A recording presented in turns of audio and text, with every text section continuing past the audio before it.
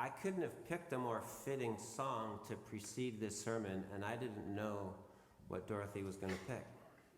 I could have entitled this sermon, what is it called? It's called Fresh Winds of the Spirit.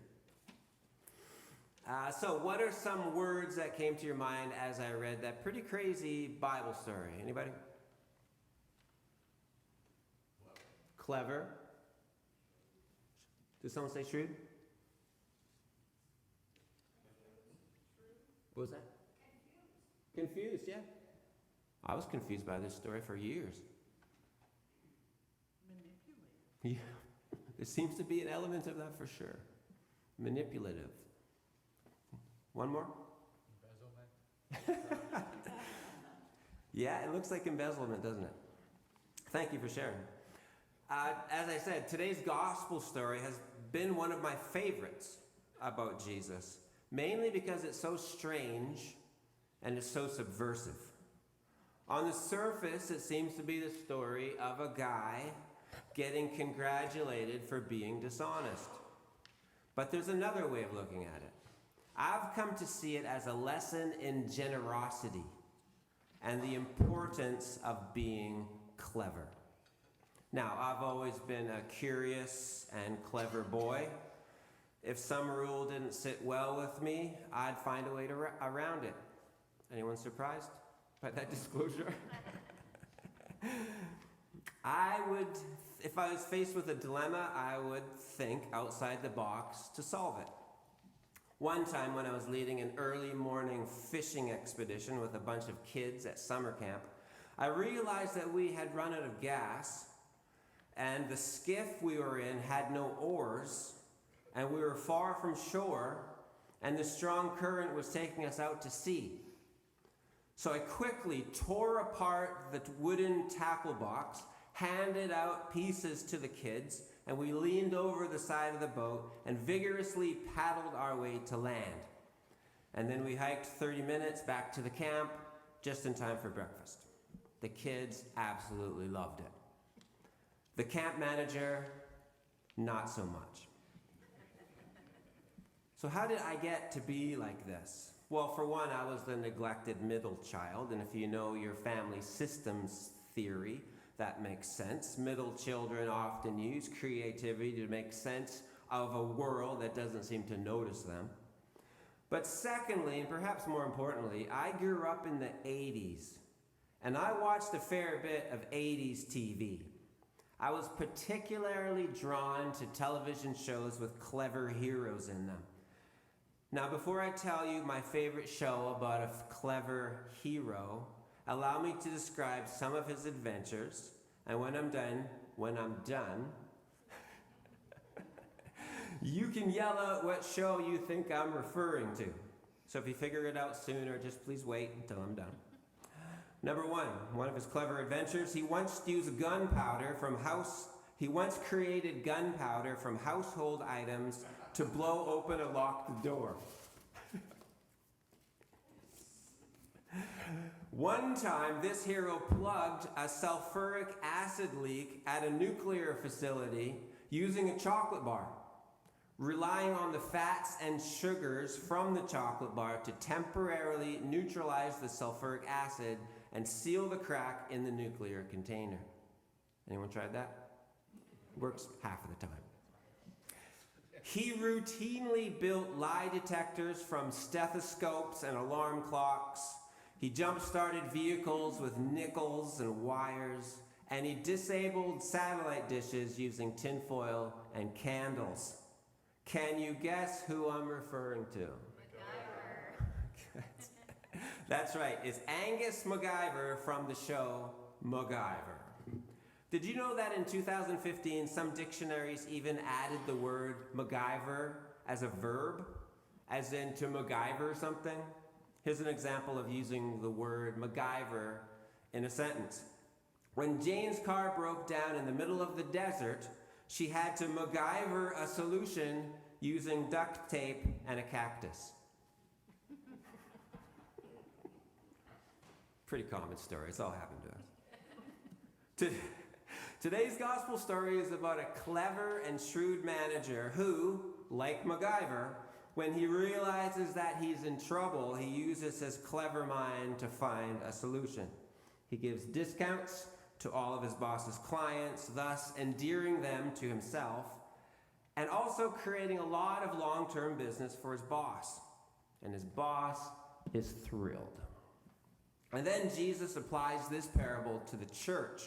He says, "You church people need to be more clever. Model yourselves on the people of the world, not just on the saints of the church. When it comes to following the call of God for your community of faith, sometimes it's better to have Bill Gates as your role model, not St. Teresa of Avila." Maybe instead of asking what would Jesus do, we should not be afraid to ask ourselves questions like, what can the church learn from the successes of Netflix and the failures of Blockbuster? What lessons can we learn from the longevity of Apple versus the relatively short lifespan of BlackBerry and the Palm Pilot? I personally think that seminaries should mandate all their ministry candidates to take a couple courses on business management, as well as Reformed theology and United Church polity. Riverside Church in New York City is a powerful example of this kind of bold, outside-the-box thinking. When John D. Rockefeller Jr. teamed up with minister Harry Emerson Fosdick in 1930, they created a church that was interdenominational, interracial, and international, something very rare at the time. The building itself was grand. It was modeled on the Chartres Cathedral in France, but the real innovation was its calling. It was called to be a church that blended tradition with social justice, a church that welcomed all across the divides of faith, race, and culture. Unlike many churches of the time that stayed quiet on social issues, Riverside made justice central, addressing race, poverty, and peace long before these topics became common. Their music program mixed classical, sacred music, spirituals, and gospel, showing respect for tradition while also embracing new, dynamic music. Even today, as church membership in mainline churches appears to be in decline, Riverside continues to adapt, running food pantries, hosting arts and theater, engaging in public dialogue, drawing in young people with diverse worship styles, and linking faith with urgent social action. This shows that the founders' imaginative courage works, rethinking what a church can be, while others just cling to old patterns. Right now, the United Church of Canada is in a crisis. We're faced with staggering challenges. What could it look like to be an outside of the box church like Jesus commands us to be in this gospel story? Outside the box thinking is also called creative thinking, fluid thinking, divergent thinking. It's a well-researched skill involving the rejection of conventional approaches and the reframing of problems and the pursuit of dynamic solutions.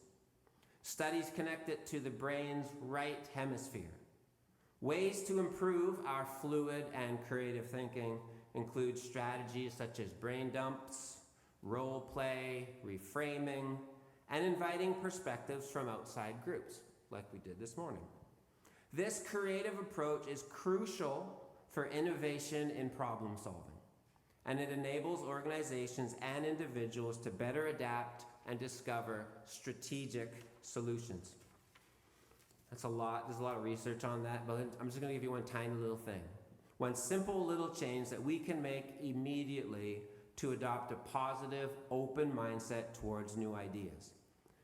By simply replacing critical language like no, but, with affirming dialogue like yes, and. Say it with me. No, but, yes, and. The crisis we're in as a national church isn't actually a new thing. We've been in crisis mode since the late 60s. It was in the late 60s that the United Church went through a crisis that changed its direction forever. This time, the late 60s, was a pretty turbulent time for many churches, and the United Church was no exception. For the first time, it started losing members. After years of growing bigger, people just stopped showing up like they had in the past. A lot of this had to do with the huge changes happening in society, like all the new ideas about religion, politics, family. Some of you remember the late 60s. Yeah. Because you lived through it. You remember how turbulent it was.